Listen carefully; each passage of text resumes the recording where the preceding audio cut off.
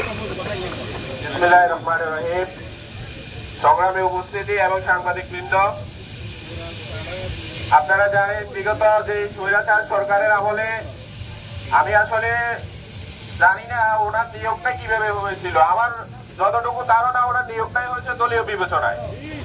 তাহলে যে ব্যক্তির দলীয় বিবেচনায় নিয়োগ হয় সেই ব্যক্তি কিভাবে এখন পর্যন্ত যে জুলাই আগস্টের মতো গণঅভ্যুত্থানের পরবর্তী সময় উনি আবার এখানে পুনর্বাসিত হয়।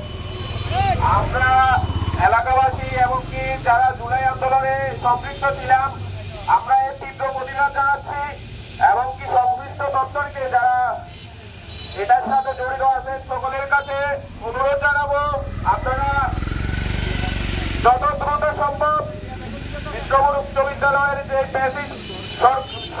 যে শিক্ষক উনি সহ আবার যতটুকু ধারণা বিশ্বপুর উচ্চ বিদ্যালয়ে উনি সহ আরো প্রেসিডেন্ট আছে যারা বিভিন্ন দলীয় পোস্ট পদবি ক্যারি করতেছেন।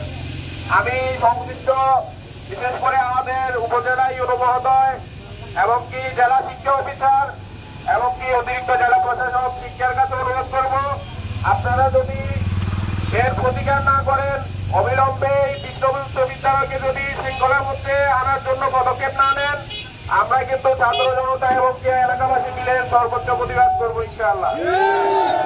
এবং কি আমরা বলে দিতে চাই, যদি এই ঘটনাকে কেন্দ্র করে এখানে কোনো বিশৃঙ্খলা তৈরি হয় সেটার জন্য আপনাদেরকে দায়ভার গ্রহণ করতে হবে। সবচেয়ে বড় কথা হচ্ছে আমরা এর আগেও বিশ্ববিদ্যালয়ে আরেকজন শিক্ষককে নিয়ে প্রতিবাদ করেছিলাম, কিন্তু আমাদের প্রতিবাদ আমরা রাজপথে এবং কি আমাদের গণতান্ত্রিক নিয়ম অনুযায়ী আমরা পালন করেছিলাম, কিন্তু সংশ্লিষ্ট কর্তৃপক্ষ আমাদের প্রতিবাদকে ওনারা আমলে নেন নাই।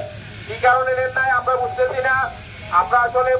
আমরা কি এটা ধরে নেব যে সংশ্লিষ্ট দপ্তর এবং কি সরকারি বিভিন্ন কর্মকর্তা ওনারাও বেশিরভাগের দোষর কিনা? আমি কথা সংক্ষিপ্ত করতেছি।